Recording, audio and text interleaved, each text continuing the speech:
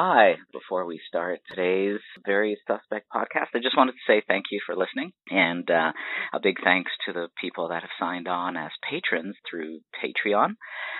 We really appreciate it, and if anyone listening could spare a couple of bucks, we'd be really appreciative, and we'll give you a shout out and everything. If you can't, I understand that too, but give us some recommendations to friends who like podcasts and let us grow our listenership. Okay, that's all I'd like to say. Now here's the show.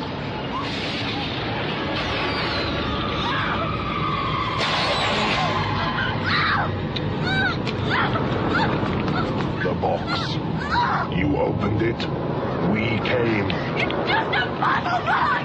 Oh no. It is a means to summon us. Who are you? Explorers in the further regions of experience. Demons to some. Angels to others. It was a mistake! I didn't mean to help it. It was a mistake! You can... We can't. Not alone. You solved the box. We came. Now you must come with us. Taste our pleasures. Please, go away and leave me alone. Oh, no tears, please. It's a waste of good suffering. Wait, please wait. No time for argument. You've done this before, right? Many, many times.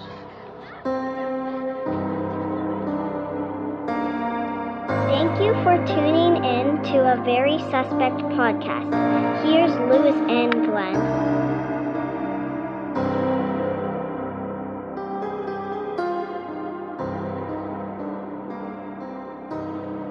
Welcome again to a Very Suspect podcast, and this is Lewis, again, as ever. And with me is, as ever, Glenn.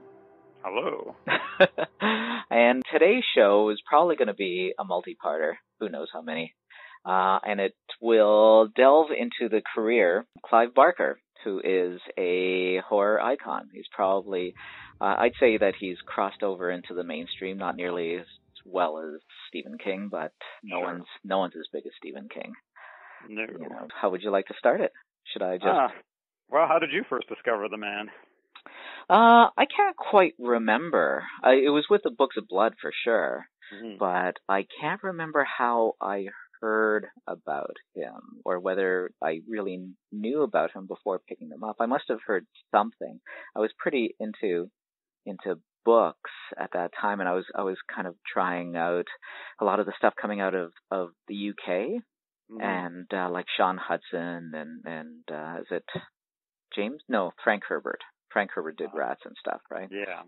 And the funny thing about Toronto is, at least at that time, I don't know if you knew this, but we were kind of like in between markets. We were sort of the bridge between the publishing houses in the States and New York and stuff like that, and London, the UK. Everything kind of filtered back or forth through Toronto. So we got access to a lot of really cool imported stuff that they didn't necessarily see in the States, and they didn't necessarily see in London. And the first edition that I picked up was pretty much the first paperback editions of the Books of Blood. Were they the ones that you picked up, or? Well, I remember seeing different ones at the time. The original ones I got were the ones with the Barker illustrated covers, and that was published by a company called Sphere Books. Right. That was a second or third edition. I think the first one had those, kind of odd photographs or semi-photographs of like melted kind of. Yeah, I had some of them too. Heads. I don't know who published them. Maybe that was Signet or something, but someone else did those. Yeah, I believe so. I think it was Signet. Yeah, the Sphere ones are my favorites because, they have the Barker full color artwork, and that's a nicer way to look at these. Those illustrations or whatever, they kind of had this weird thing of almost like a 3D textured kind of thing to them, but they were okay. But Barker's illustrations feel like more like this is more representative of the stories within. And the Barker illustrations, I think, as far as I can remember, were the first times that I'd seen his artwork. Yeah. I didn't even really realize it was his until I looked at the credit inside. Yeah. And they're pretty cool. Yeah, definitely. And I mean, we'll get to other stuff, but when I read the books, like I picked up all 6 of them and I read them, and they just absolutely blew me away. Yeah, totally. Yeah. I mean, for me, I think it was a combination of a couple different things. I remember reading about him through other writers at the time in interviews in magazines. I remember there was an interview I read one time with Ramsey Campbell where he was praising this new young writer. And so that made me think, okay, that's interesting. And then it was actually through another person locally. It was James of Malhavoc. People in Toronto would know who Malhavoc is. Maybe other people in other parts of the world, not so much. But Malhavoc were a 3-piece band that was a metal band that were very inspired and influenced by soundtrack music, specifically the music of Goblin. Right. So that was definitely incorporated into their sound, but also their songs were based on horror fiction, horror movies. So there was a lot of that, and actually they even did a couple of songs based on Clive Barker. They had the song Age of Desire, which is one of the songs from Books of Blood, and they had the song Dread, also from Books of Blood.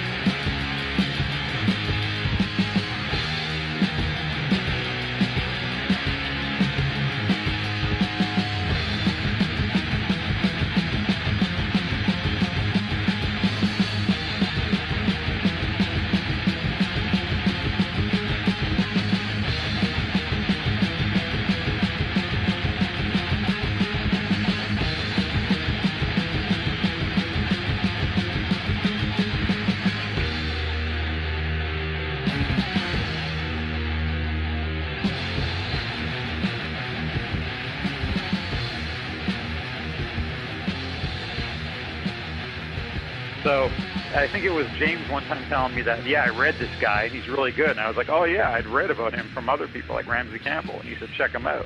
And so I did. I think at that time, it was the first 3 Books of Blood came out all at once up here. And then I think there was a gap, and then there was the other 3. Is that the way you remember it? No, I remember picking them all up pretty much at the same time. But, and they were the kind of the melted face ones. Like I picked up the Barker ones, like the Barker illustrated ones as well. Mm-hmm. But they were like, you picked them up individually though. They weren't collected the first 3, right? Pocketbooks, yeah. Mm-hmm. And I think there was a gap though. I think from what I even looked into while we were researching this a little bit was that the first 3 came out, and then Hellbound Heart came out. Then he released the follow-up 3 because apparently they were written in a space of he wrote all the stories for the first 3, and then he wrote the Hellbound Heart, and then he went back to the short stories and did the next 3. Really? Then my memory is skewed because I remember reading, getting the 6, and then reading Hellbound Heart afterwards, and I thought that Hellbound Heart was done sometime after the Books of Blood. But it's possible that those editions you might have first gotten might not have been the very first editions of it released, and so maybe they all came out together. That's what I'm not sure of. Yeah. I don't know. Because that's what I read recently while trying to research some of this. That was because I thought maybe those stories were all written pretty much in the space of a few years in the earlier part of the 80s. But turns out that apparently wasn't the case. Is that he wrote the stories from the first 3 books, and then he took a break and he wrote the Hellbound Heart. Then he went back and wrote Books of Blood stories, the remainder for volumes 4 to 6. So who knows? Who knows? Yeah, but they absolutely. I mean, I love short stories. Anyway, my first introduction to horror in terms of prose writing was probably Night Shift, the Stephen King short story collection. Sure. And because of comics and because of anthologies, I was always really partial to short stories. And when the Books of Blood came out, they were just so. I mean, number one, they were written extremely well. But at the same time, they were quite visceral and everything. They seem to be a more literary form, had a more literary form than, let's say, Stephen King, who's even said himself that, he kind of, I think he writes really, really well, but, it's a very accessible kind of back porch storytelling type of thing, where Barker's was much more flourishy, It's a more literary and very British kind of way. Well, I was just going to say, maybe that's more a symptom of just being British. Stephen King's writing for Americans, so he's dumbing it down. Whereas Barker, obviously, was more willing to probably throw in a lot of things that were personally interesting to him, too, which may not have been interesting to the average American horror fan. Right. Not to mention that there's a lot of S&M-y content to a lot of his storylines, and he's had stories in Books of Blood even with gay characters and things, which there was probably less of that going on in American horror at that time, too. I think there was, yeah. I mean, Barker very much is of the body horror type of writer. Yeah. But I thought his stuff was great. Anyway, I just wanted to say, do you know how old he is? When he was born? 52. I think he was. Yeah, he's much older than I thought, because my image of him is always of a much younger Barker, like the mid '80s Barker, who is he almost looked like Paul McCartney in some ways, But I think that was the joke, with the photo of him on the dust jacket for Weave World, because that photo was taken by Linda McCartney. Oh, is that right? I think they intentionally did that. I think they went out and got her, probably because the idea was that people were saying he's like a young Paul McCartney. He looks like a young Paul McCartney. They brought Linda McCartney in to take the photo. That's pretty funny. So that's kind of amusing. But yeah, I figure 52. So yeah, he was like about 35 when I interviewed him in '87 when Hellraiser played at the Bloor as part of the B-Fest. So how did you get to interview him? Just kind of asked.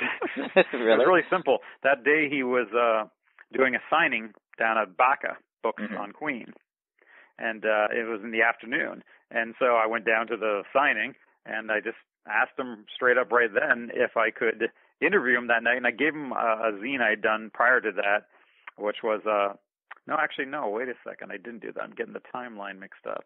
Oh, no, I did. It's right. Okay. The B-Fest must have been in end of October or early November. It was sometime around there. So I had just put out a zine for Halloween called Tales from the Pumpkin Patch, and it had a couple pages on Barker in there. So I brought it down, gave him one, and he signed one for me, my own copy. But so I asked him then, hey, would I be able to interview potentially tonight or today or at some point, how long are you here for? And he told me he wasn't going to be here for very long, but we could definitely do it tonight if I didn't mind doing it during the screening. So I said, sure. And so that night I show up at the Bloor, and I run into James Mahavik, and I tell him what I'm doing, and he wants to get involved, so he sits in the interview with me.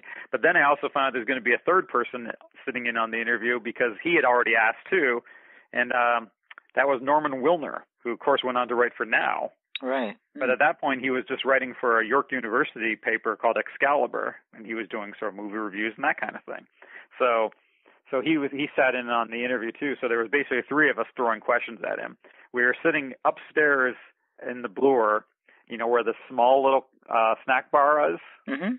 There's a little table and some chairs there and stuff. Yeah. So there was the three of us sitting there with him, and we just sat there and interviewed him. And I remember him giving me a small poster for Hellraiser that I still have. It's basically the main poster, but it's just a smaller size fold open of maybe 4 different folds, and he signed it for me and everything too. So I still have that. But he was a lot of fun. I remember it was really kind of amusing running into him there at the Bloor that night too, because I was waiting out in the street because I didn't have a ticket, and I wasn't going to be paying to go in because he said just look for me and I'll get you in. So I was standing on the street and just kind of wandering around, watching the lineup form for the movie. I remember how the lines used to run down Bloor, down Bloor, and then go down Bathurst by the subway station. Yeah. So that's the way it was winding down around there. And So I'm just looking at the crowd getting bigger and bigger and bigger. And then at one point, as I'm getting closer to the Bathurst subway station, since the line's almost down in that area now, I notice that he's coming out of the subway station and just sort of walking down the street. And then at a certain point, as he gets close to me, I kind of wave him over and say, "Hey, man, remember today I talked to you about an interview?" He's like, yeah, man, come on, I'll get you in now. And I just remember thinking it was kind of odd that he was just walking by the crowd there, and most people didn't have a clue who he was. But there was a few people would stop and go, "Hey, that's Clive Barker." He's like walking down the street here, going into the theater. And and he was a really easy guy to talk to back then. He was really nice. We got photos with him and all sorts of things. Every time you see any interview with him, he's very affable, very relaxed, and quite open, and he gives a good interview. And that screening also was interesting because I think that was the first time it screened in Toronto on cut. I have seen the future of horror. His name is Clive Barker.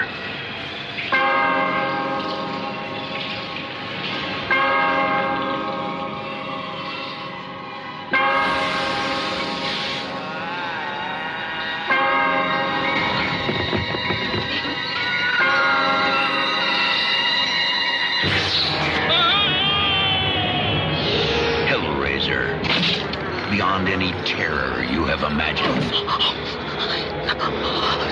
A nightmare. No. Unlike anything you have witnessed, is born. Because within these walls, the unholy is unleashed.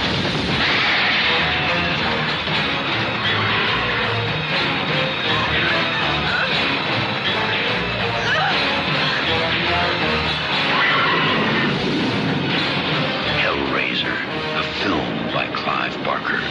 We'll tear your soul apart.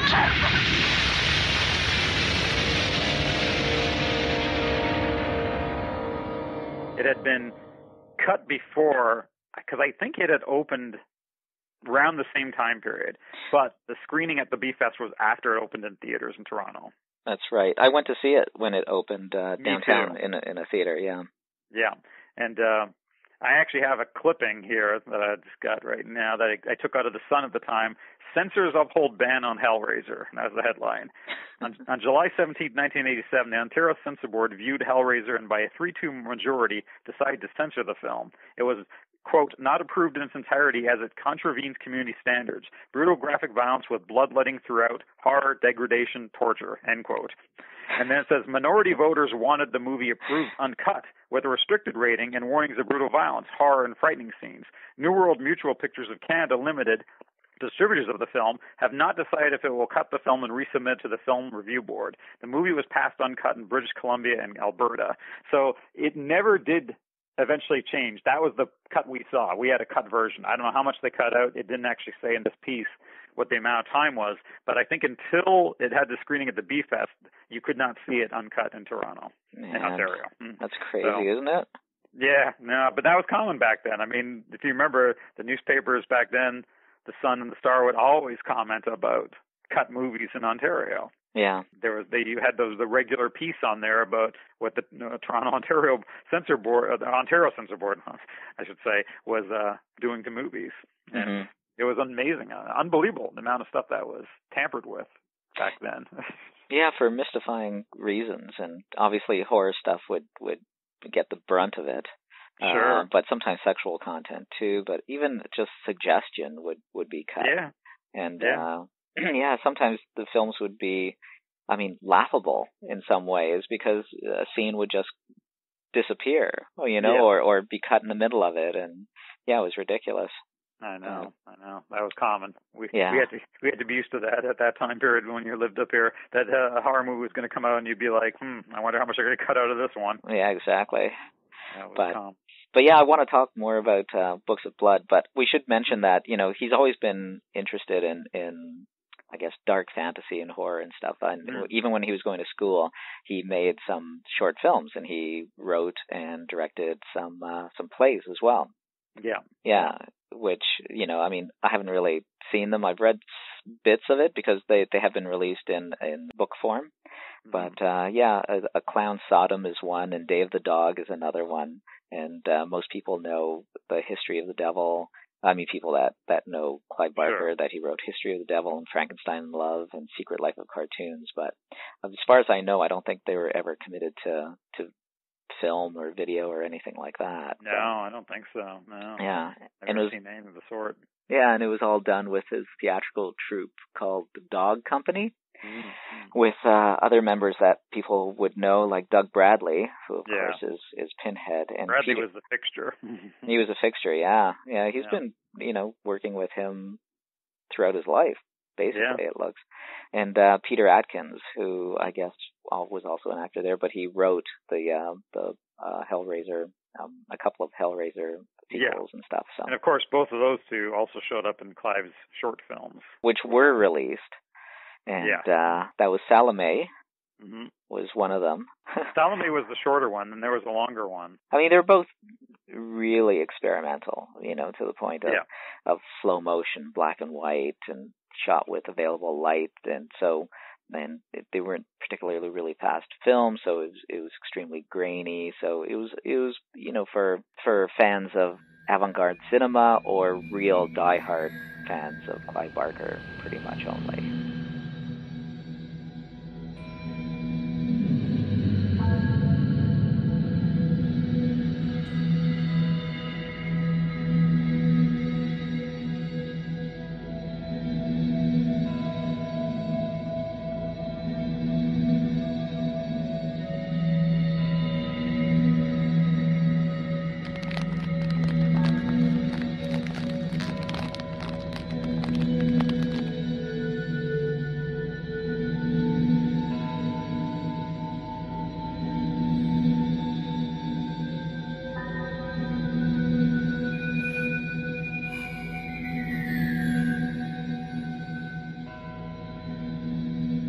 The other one was called The Forbidden. The Forbidden, yeah. Yeah. There is. But, which was a little more ponderous, I think, than the Salome, just because it was a hell of a lot longer. It was, yeah. Salome, at least, was a shorter piece. It's hard to sit through The Forbidden, although it does have some interesting imagery in it, though. Yeah. I mean, if it was a lot shorter, it would probably work a little bit easier to handle if it was, because I think the thing was 40 minutes, wasn't it? Something like that? It was something like that, That's a long, short movie, especially for a movie that doesn't really have a narrative flow to it in any way. No. And if I recall correctly, I remember there's even a shot of like a young, nude Clive Barker standing there, like, stroking himself. Oh, that's right, yeah. Was that Barker? I remember. That's Barker. Yeah. Huh. Yeah, it's something that I'd put on very occasionally at the store just because we were playing different sound, music as well. It's just a visual to have going on. That scene always struck me as very Rent Boyish, which kind of makes sense when, I then read eventually that he did have a background working as a sex worker. Yeah, when his writing just didn't pay the bills, right? And apparently even prior to that, before apparently he even started, thinking of writing short stories even, he was, working as a sex worker. Oh, I didn't know that. Apparently as far back as the mid to later 70s. Is that right? Yeah. Which makes sense if you consider his age. Yeah. He would be the right age for it. It wouldn't be like, he would have been too young then. It's just apparently that's what he was doing, and it might not have necessarily just been. I'm sure it was mainly driven by economics, but it doesn't sound like it was just driven by economics. Possibly not. That's a little bit of what Barker was at the time, so I guess he was willing to say, hey, I can make some money on this too. I don't fault him for it. Hopefully he had fun. It probably gave him some experience that he could then later on take to some of his writing even too. So, and it seems like he definitely took it to the forbidden. I mean, the idea of like having some of the scenes that he had like that seemed like to almost be commenting on that time period as a sex worker. I think that's probably some of that inspiration. Yeah, probably. No. Yeah. It's a side of him no one really would have thought of at the time, when Books of Blood came out. Yeah, I mean, when Books of Blood came out, I didn't know very much about his personal life. I didn't know that he was gay, not that it mattered one way or the other. But yeah, it was interesting to find out afterwards, just to put some of the stories within a different context from when you were reading it.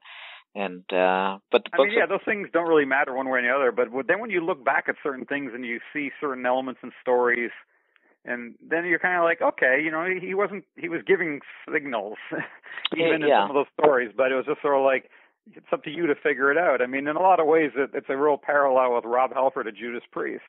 I mean, just because you're in a heavy metal band, the perception seemed to be in the 80s that people would have thought, oh no, a guy in a heavy metal band wouldn't be gay. True. They just found it unusual. Like, no, not somebody like Rob Halford. He couldn't be. Look at the kind of music he plays. Look at the way he dresses. Of course, when you look at it later on, you go, yeah, he's a total leather man. Yeah. And frankly, if you listen to some of the lyrics on some of their songs from albums, even in the later 70s, you're like, yeah, this is pretty gay S&M-y. But in terms of both those people, I mean, they weren't really trying to hide it or anything like that. They weren't expressly denying anything, really. Well, if anything, I think Rob Halford was trying to hide it less than Clive Barker, even. Yeah, that's true. Halford was just out there like, here I am, check me out, and all my leathers, and all this kind of thing. But, I mean, Clive Barker, people wouldn't have really thought that at the time. And it's weird, too, to think that, well, you wouldn't think a horror writer could be a gay man? I mean... I know, it's like, why wouldn't he? It's ludicrous, but, yeah. It just seemed the way at the time, be like, really, people would have been like, what, he's gay? Really? It just guy created this Hellraiser thing? This would seem like strange at the time. But, Yeah, I guess so. But he probably thought the same thing. I mean, I'm sure there was a time period where he wouldn't have thought to necessarily address it clearly because he didn't know maybe how a lot of his base would respond to that. That's true. You just never really know. And sometimes you're better off, I guess you just figure, keeping quiet. And if someone asks then maybe you can, open up a little more. But if they don't ask, don't tell, right? Yeah, let the work, be judged on its own first. And then if you like his work, then why judge him in any way other than what he creates, right? And he probably figured some more observant people might look at some of the content of the stories, the gay character in this story or that story, and go, maybe there's a link here. But, I mean, he knew that probably most people wouldn't even think anything of the sort. Right, yeah. And that's what Rob Halford was dealing with as well at the same time. Like, people are probably not thinking otherwise, but, I'm not going to bring it up yet. And eventually he did, and I don't know what with Clive, how that worked. If at some point he started speaking about that in interviews. I don't know. Yeah, I really don't know. I don't know if there was a time that Barker came out, let's say, or it was just something that gradually was unveiled in little remarks here and there in interviews, or something about his personal life. My impression is that, again, that it wasn't ever cloaked in secrecy or anything like this, that anybody that was into horror to any sort of degree. I mean, I was maybe too young and I wasn't really into the behind the scenes and stuff, but people knew that he was gay. Yeah, well, I remember reading somewhere recently that in 2003 he was actually given an award for the 15th annual GLAAD Media Awards. So he was honored there as a writer, I guess for having some gay content in his stories and I guess just for being himself. They gave him an award. But he's also commented how, S&M clubs obviously inspired the Cenobites and that whole sort of vision as well. So there was all those kind of things that, were probably a part of his life, but he felt were not going to be a part of the lives of maybe a large chunk of his readership. And, it was best just to approach it this way. Give them little clues here and there, let them piece it together if they want and come to their own conclusions.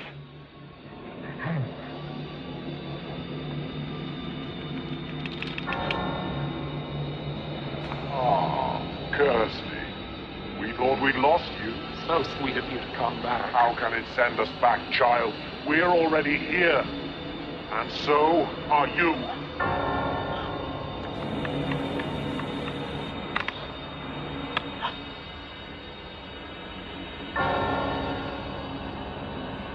I didn't open the box! Didn't open the box. And what was it last time? Didn't know what the box was. And yet we do keep finding each other, don't we? Oh, Kirsty. So eager to play. So reluctant to admit it. Perhaps you're teasing us. Are you teasing us? But please, feel free. Explore. We have eternity to know your And it's amazing that the characters were embraced like they were, but they, especially at the time when it was released, and with a Hellbound Heart as well. But when the film was released, the Cenobites were very unlike any horror icons out there. You know, they seem to be aloof and almost regal in many ways. Like detached and like they say even in the movie is that they're not necessarily evil. You know, and they have to be summoned. They're not.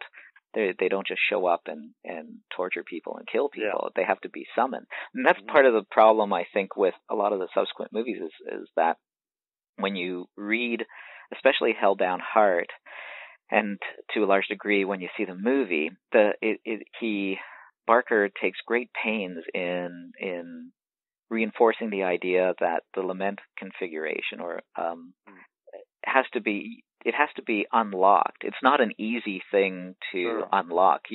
Some people, I believe, I haven't read it since it came out, but people have taken lifetimes and not solved the puzzle. Yeah. They've gone insane and forget to eat and bathe and do all these things trying to solve this, and you just can't, because the whole story is about obsession, right? Yeah. Like it's being single-minded obsession to the exclusion of everything else. But with subsequent movies, you just drop the thing and it solves itself.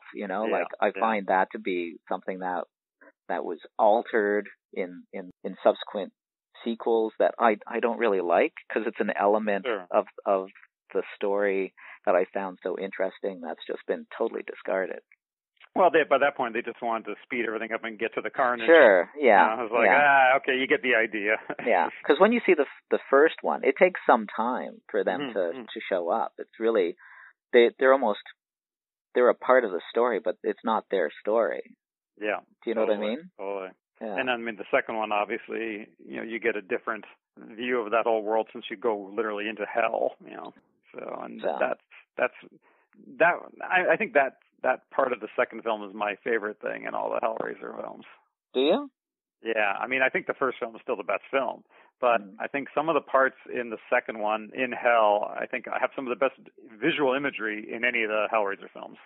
Yeah, there is some great stuff in it. There's some really extreme stuff too in some of the scenes in the second one. Yeah. Some real blasphemous stuff too going on. There is, yeah. But he's always, it's funny that you mentioned blasphemy, because he's always infused, or not always, but in his stories, sometimes he'll infuse blasphemy in it. Like, specifically, I'm thinking about Rawhead Rex. What I saw wasn't human. Oh my God!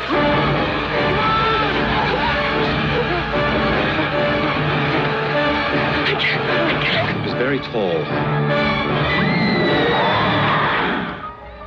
And what's more, it saw me. This thing.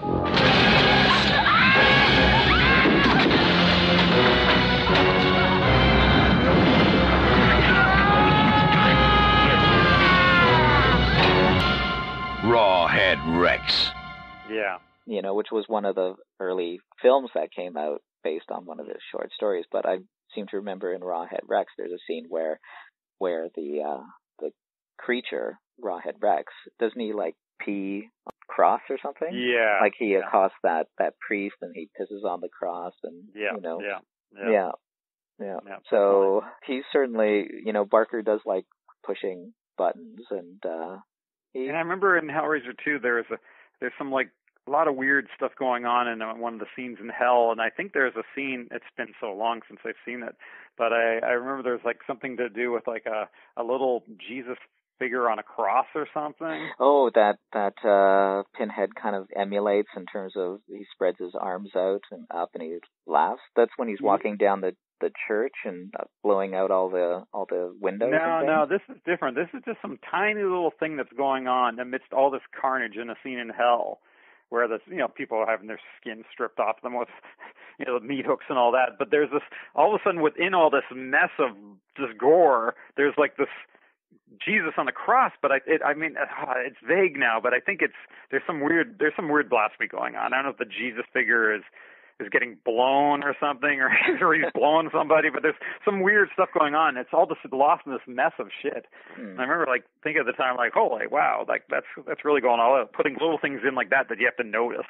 Okay, I'll have to see that because I don't remember that. I mean, everyone remembers that line at the end of the first Hellraiser, the whole Jesus wept thing. Jesus wept, yeah, well, because of what happens in the scene. It's hard to forget that scene. Yeah, apparently he wasn't supposed to say that. That was improvised. He was supposed to say "fuck you," which would have been, you know, not a great line. It might have been, you know, cathartic and funny at the moment. But Jesus wept is such a. So who came up with the line then? You think the actor came up with the line? I think the actor did. So Andrew Robinson came up with the line? Wow. That's what I've read, and it was kept in. I mean, it's a much more provocative thing and open to so many different interpretations. In fact, I remember seeing it with friends and leaving it and just, you know, thinking, having an argument as to what did he mean by that, you know? Wow, if Andrew Robinson was the one who came up with that, then that's pretty impressive then, because that adds so much to that scene. It really does, and I mean, if I'm incorrect, then, you know, somebody tell me, but that's what I've read is that it was an improvised. If that is the case, then I'm sure Barker, when he said that is perfect. That is better than what I had. Yeah, anyway. Exactly. Of course, I don't remember, you know, in Hellbound Heart whether he says that, which would put this to, you know, close this one way or the other. But yeah, I don't know. Yeah, but no, it's a great line anyways, and it's a great scene. It really is, yeah. It's such a great visual, and I mean, it's a low budget film, really, and what he achieves with it is great. It's really atmospheric. It looks dirty and alien and strange, and when the Cenobites show up, I mean, remember the first time you saw them? Didn't you just sit back and go, "What the shit is this?" You know? I know. At one point, when I did my interview with him at that theater, we'd asked, I can't remember who it was. It was me or James asked the question specifically, but it was asking about just the way the camera work in Hellraiser was done. I think James had said it had reminded him in some ways the way Argento would move a camera around, and Clive said, well, that was to some extent the consequences of having to shoot in a very small room. He goes, I'll do it every time. And that is kind of true. It's like everything does seem very claustrophobic within a lot of scenes in Hellraiser because they're in tiny spaces and the camera can only move around so much, as he said, because you have very limited space. So it kind of puts you right up close to things, facial expressions and anything really. And I think that really makes a difference. It does. Yeah. You know, I mean, the movie was shot on a relatively small budget, and as he said, it was like that was basically because we couldn't really afford to do much outside of, you know, little locations. You know? So they got what they got, but it really worked in its favor. So yeah, it definitely makes sense. Yeah. And so, you know, Hellraiser is a good jumping point from here. Like Hellraiser was a great film for him, but the earlier attempts, not so much. No, I mean, there was two. There was Rawhead Rex, which we talked about, which has, I don't know, I haven't seen it in a long time. It had its charms, but it wasn't nearly as good as a short story. I mean, the short story works well because it's written so well. And I remember the description of Rex as being fundamentally different than what you see in the film. Yeah. I mean, I remember when I read it in the mid-'80s, this has kind of stuck with me, is that Rawhead Rex was like this big bestial muscular thing that's mostly mouth, you know, like it's just this big mouth. And when this character shows up in the movie, he's just sort of like, I don't know, a demon barbarian warrior. It's almost I'll read you what Barker said. When I did my interview, we talked a lot about those first two movies, and the other one too, for the record, was Underworld. Also known as Transmutations on some VHS releases, which to a large even worse. But that was just written for that wasn't based on anything, was it? It wasn't based on one of the short stories. I think it was just written for the screen. It was basically a Beauty and the Beast type of storyline, wasn't it? Yeah, I think you're right. I don't think it came from a Book of Blood story in any way. I was kind of thinking maybe it had been roughly inspired, but I don't think it was now that you mentioned that. I have on that. Yeah, no, I don't think so. I think that was a standalone, actually. Yeah, from what I remember, yeah. He just wrote the screenplay for it, I guess, and just hated it anyways. But anyway, so in the interview I did with him, that was one of the first things we talked about, is those first two movies. And he had some interesting things to say, so I just want to read some of that here right now. Sure. And so first question was, if you had to recommend either Underworld, aka Transmutations, or Raw Rex, which would it be? And he goes, I would have to have my back against a wall with 10 machetes poised over my head to recommend either. I took these guys, director George Pavlos, producers Don Hawkins and Kevin Attu, to court to get the rest of the material they had access to back, like Jacqueline S., her Will and Testament. Mm-hmm. That's another Books of Blood story. Yeah, they had access to that. They had access to Confessions of a Pornographer's Shroud. They had access to Human Remains. The point was that finally I just thought that they had fucked me over right royally with those two pictures. Done stuff behind my back, fiddled around, and then I said, and changed the ending to Rod Rex. And he's like, I didn't write that. I didn't write half the dialogue, and they locked me off the set in order to be able to do that behind my back. They're really nice people. And then the next part was that the way you envisioned Rod? And he's like, no. And they asked me to draw it. So I drew the monster as I thought it should look. And the next time I saw the monster, it was like a plastic Arnold Schwarzenegger type with the tits of James Mansfield and the face of a shaved gorilla. Not my idea of Rod at all. And then I go, how did you see Rod? And he goes, very lean, like naked appetite, not gorilla-like at all, flat-faced, very large. And then I go, with any humanish qualities? And he's like, yeah, but much weirder than that, and naked. I don't think things rise from the grave after 2,000 years with clothes intact. Rod Rex is a story about a 9-foot dick on the loose. That's what it's about, the phallic principle. He should look like that. He should walk like a dick on the loose, and he didn't. He wasn't violent enough. They took out all the brutality. They took out all the blood. They took out all the stuff they could have done. And then I go, although they did leave in the urination scene. And then he responds with, yeah, but they left in the urination scene without getting any of its perversity. I mean, I don't want to trash these guys. They did what they did, and I don't like what they did. And the bottom line is that's the relationship. Thanks, guys. I didn't like what you did. That's what it amounts to. They don't speak to me. I don't speak to them. It's like a marriage, really. Man. So that's what we got on him on those first two movies. So he wasn't pleased even then in October of '87. Wow. Even then, he was still like angry about this whole thing.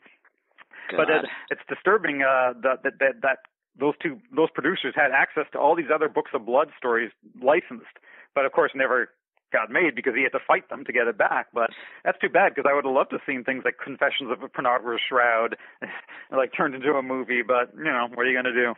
Well, I remember just after reading the Books of Blood, I was in film school, and so I was picking up like Variety and stuff, just the things that you do when you're in film school. And I remember there was a full page ad, and I think it was for Empire Films that they had gotten, I guess that's who they were working for, had gotten the rights to the Books of Blood, and it was a full page thing saying that they were going to release all the Books of Blood in feature length form, and I was really excited. Yeah, I know, and it never happened.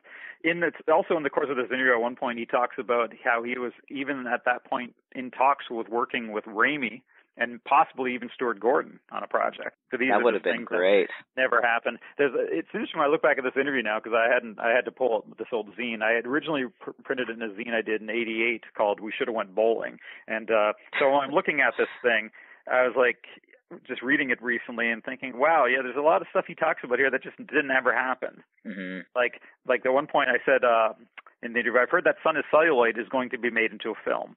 And that's something I remember seeing in ads at the time again as something that was in progress. And so I asked him, do you think the subject matter might be a little too strong for a movie? And he's like, well, only in the sense that people said this is a story about a cancer that does Fred Astaire impersonations.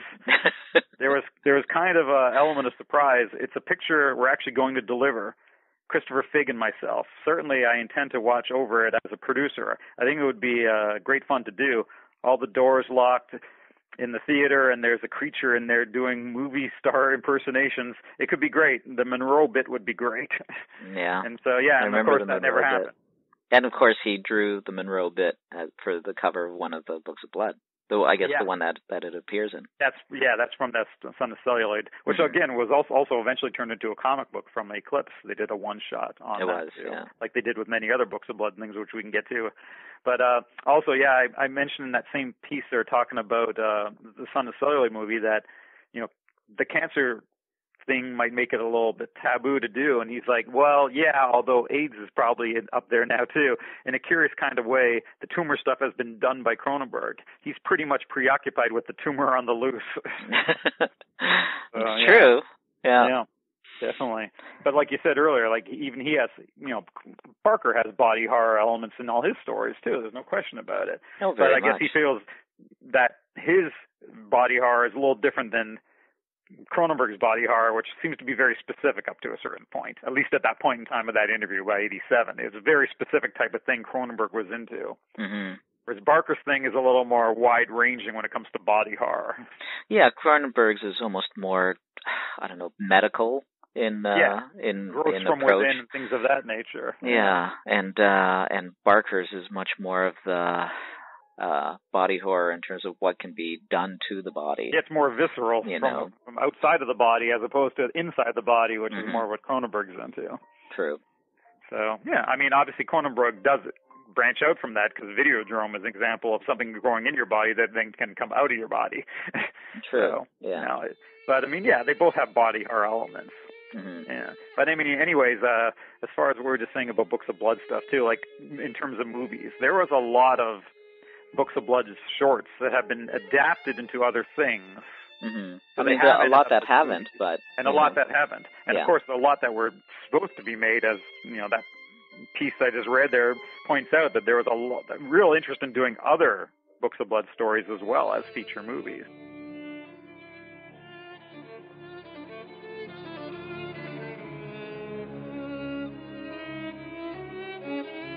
Okay.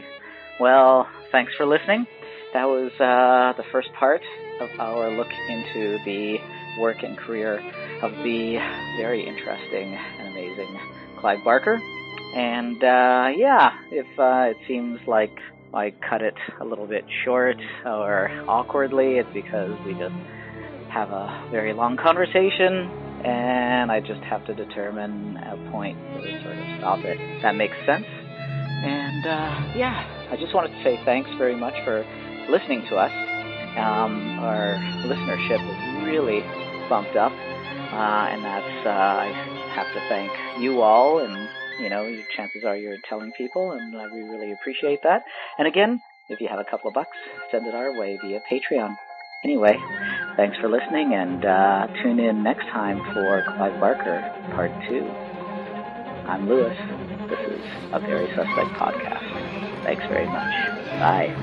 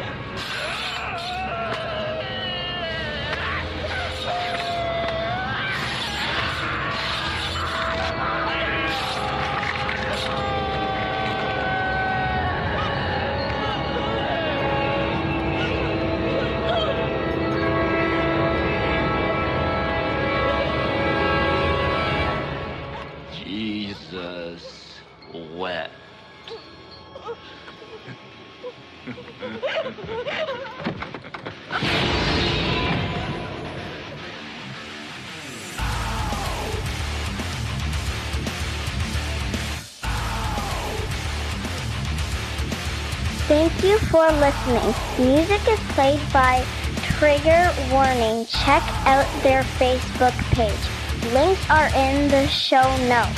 A Very Suspect podcast is copyright suspect video. All rights reserved. See you next week. Into your words, I wonder why you think you're all alone. With my silicone faces and your